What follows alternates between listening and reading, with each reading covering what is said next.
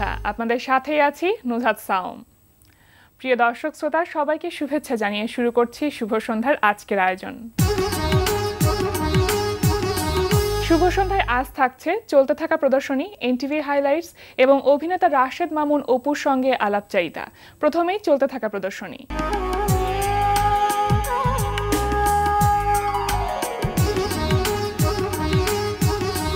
শুরুতে জানিয়ে দিচ্ছি চলতে থাকা প্রদর্শনীর সময়সূচি। ধানমন্ডি আলিয়াস প্রসেসের লা গ্যালারিতে অনুষ্ঠিত হচ্ছে অভিশঙ্কর আইনের একক চিত্রকলা প্রদর্শনী ম্যানগ্রোভ পোর্টাল। দুপুর 12টা থেকে রাত 8টা এই সময় প্রদর্শনী চলবে 19 জুলাই পর্যন্ত। ধানমন্ডি গ্যালারি চিত্রকে অনুষ্ঠিত হচ্ছে শিল্পী সুলতান ইশতিয়াকের একক চিত্রকলা প্রদর্শনী। প্রতিদিন সকাল 10টা থেকে রাত 8টা এই সময় প্রদর্শনী চলবে 25 জুলাই পর্যন্ত। দেখছিলেন চলতে থাকা প্রদর্শনীর সময়সূচি। শুভ সন্ধ্যার এবারের আয়োজন হাত বাড়িয়ে দাও।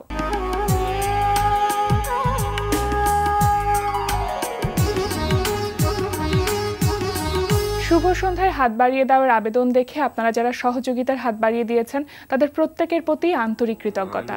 এবার জানিয়ে দিচ্ছি আমাদের কাছে পাঠানো একটি মানবিক সাহায্যের আবেদন।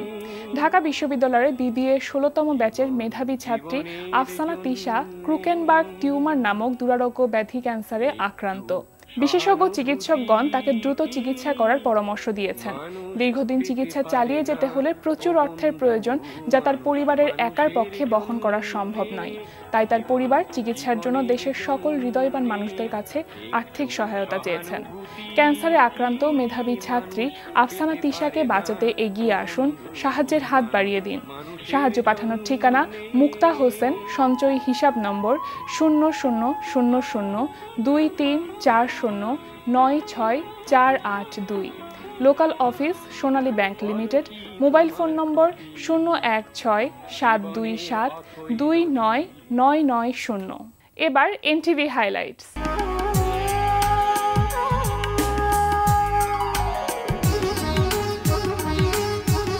এবার জেনে নিন কি কি থাকছে এনটিভির রাতের অনুষ্ঠান মালায়। সন্ধ্যা 6টা 45 মিনিটে দেখবেন মোহাম্মদ নুরুজ্জামানের প্রযোজনায় চলচ্চিত্রের গান নিয়ে অনুষ্ঠান রূপালী পর্দার গান।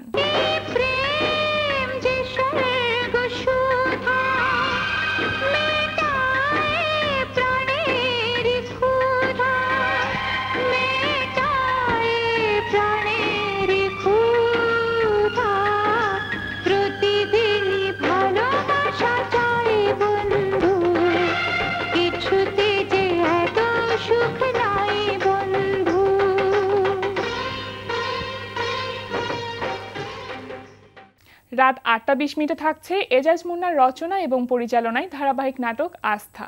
আমার মাথায় আসছে না ওনারা এটা কি করে ভাবলেন। সেই জন্য তো কথা বলার কোনো জায়গা নেই, যেহেতু সব দোষ আমাদের। আমি বিয়েকে বললাম, বকর মামা এইভাবে বলেছেন। তো বেয়াই কি বললেন? তিনি আর কি বলবেন, একই কথা বলছেন। তো তুমি উঠে আসলে কেন? আমার মেজাজ ভীষণ খারাপ হচ্ছে। রাত 9টায় প্রচার হবে কাজী মোহাম্মদ মোস্তফার প্রযোজনায় অনুষ্ঠান রঙিন পাতা। পুস্তক থেকে শেখা এবং কাজ করে করে শেখা, এক্সপেরিয়েন্স দিয়ে শেখা, দুটার মধ্যে কিন্তু পার্থক্য, অনেক পার্থক্য।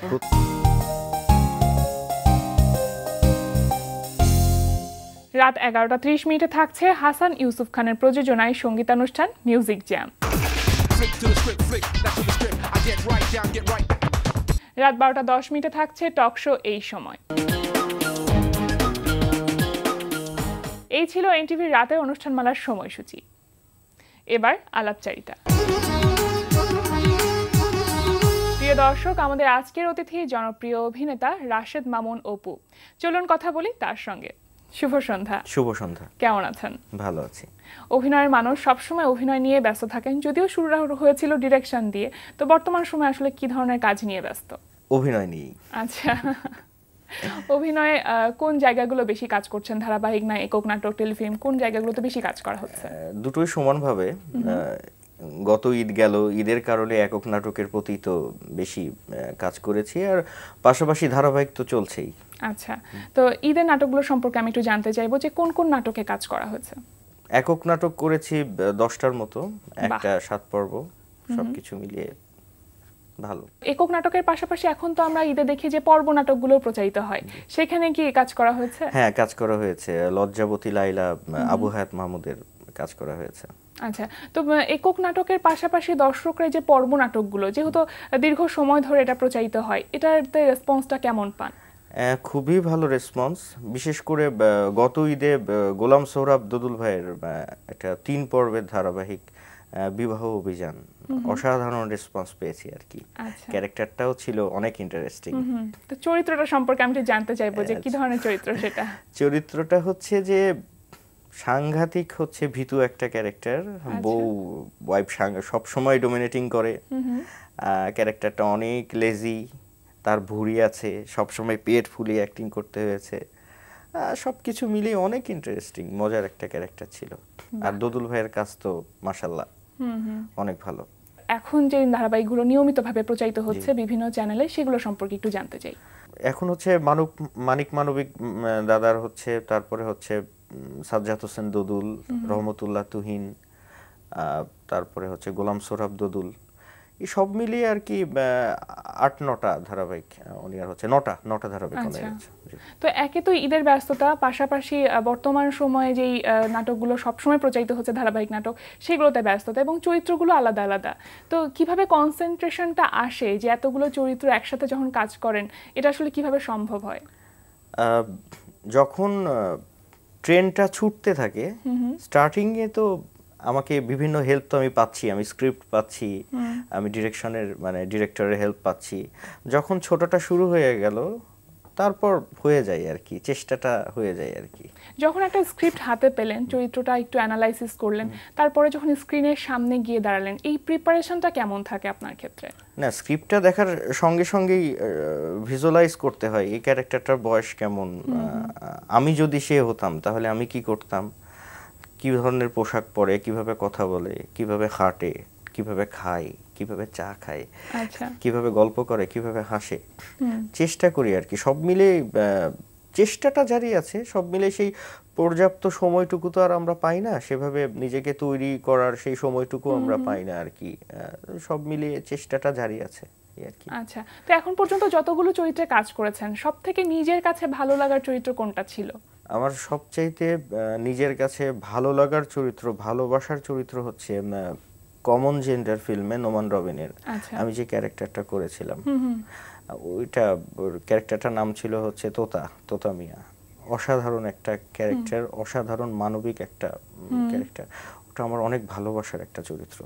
আচ্ছা, নিশ্চয়ই চ্যালেঞ্জিংও ছিল এই চরিত্রটা আপনার জন্য? ডেফিনেটলি, কারণ আমার সমস্ত কোয়ার্টিস্টরা শিখণ্ডী সম্প্রদায়ের চরিত্রে অভিনয় করেছেন। সেই জায়গা থেকে নর্মাল বলা যায় আমি তো, ওই সমস্ত ওদের সাথে কোপ আপ করা, ওদের সঙ্গে ম্যাচ করা, সবকিছু মিলে চ্যালেঞ্জিং একটা ব্যাপার ছিল।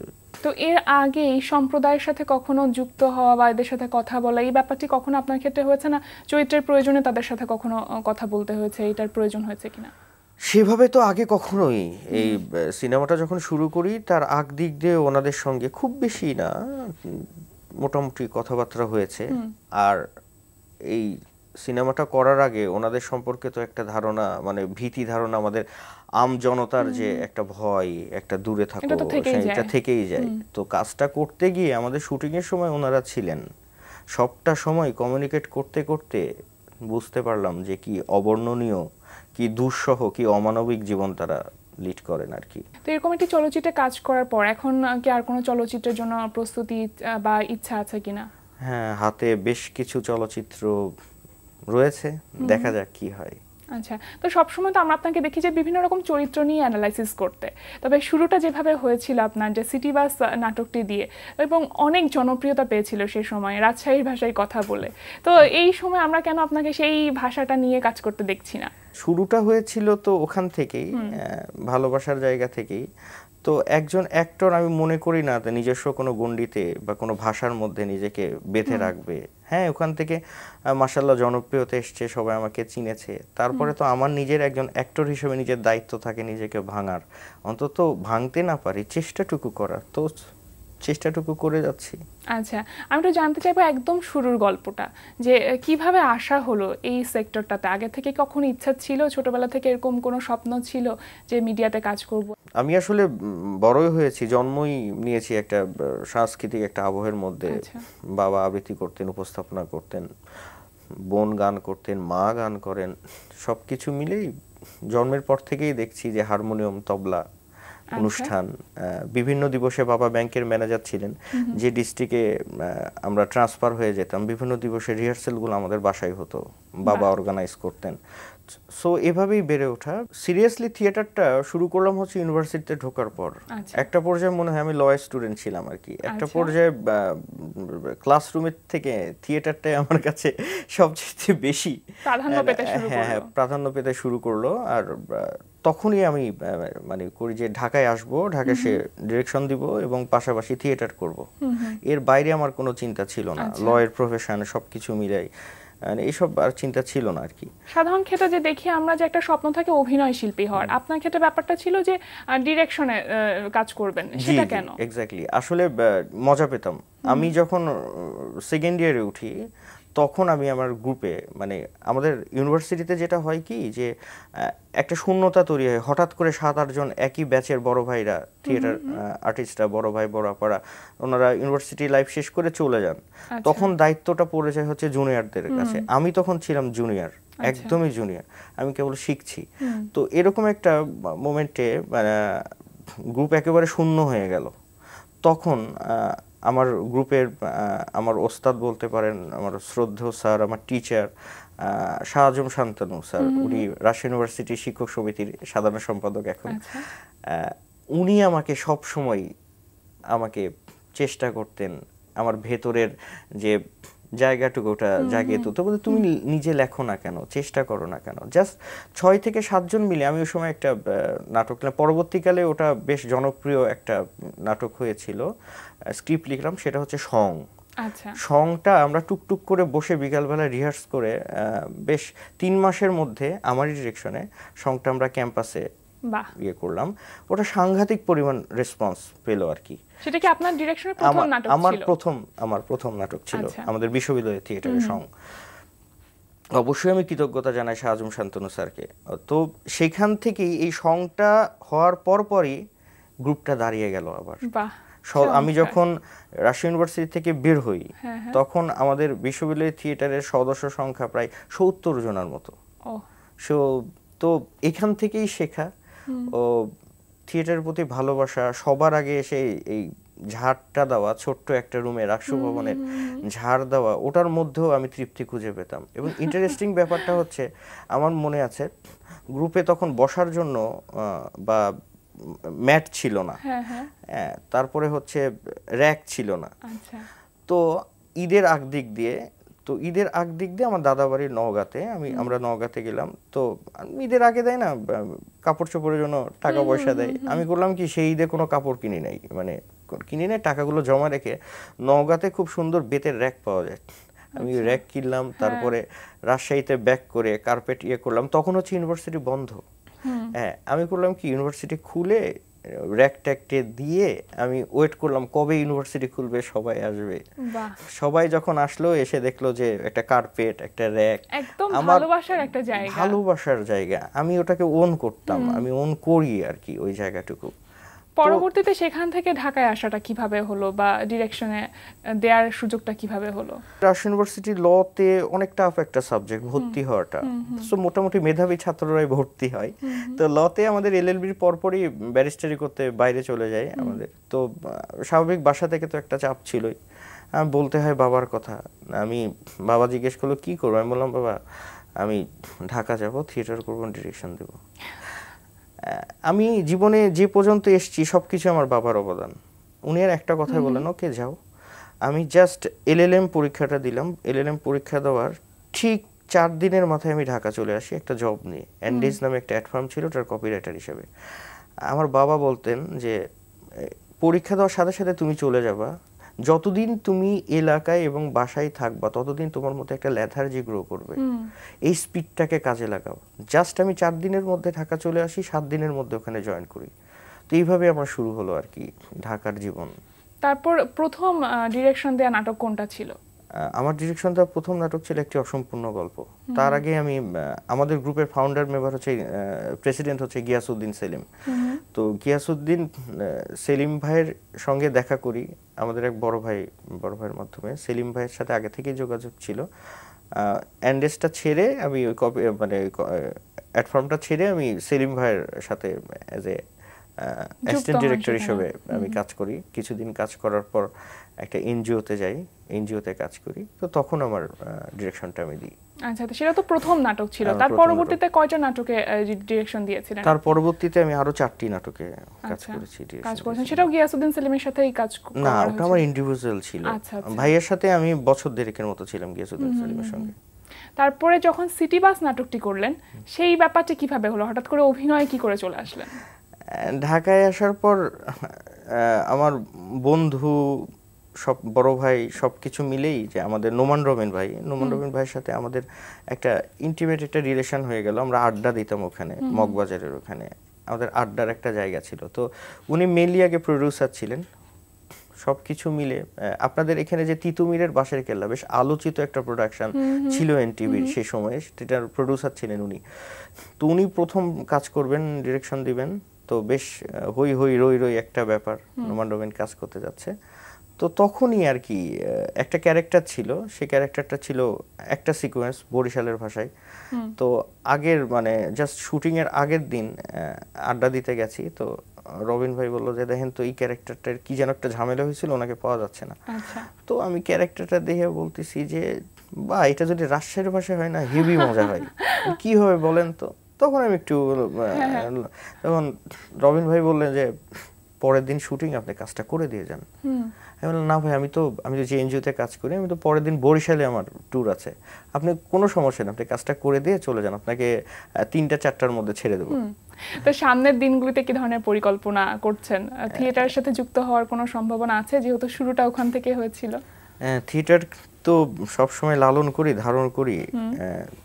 যতটুক যা জীবনে কিছু পেয়েছি সবই থিয়েটারের জন্যই।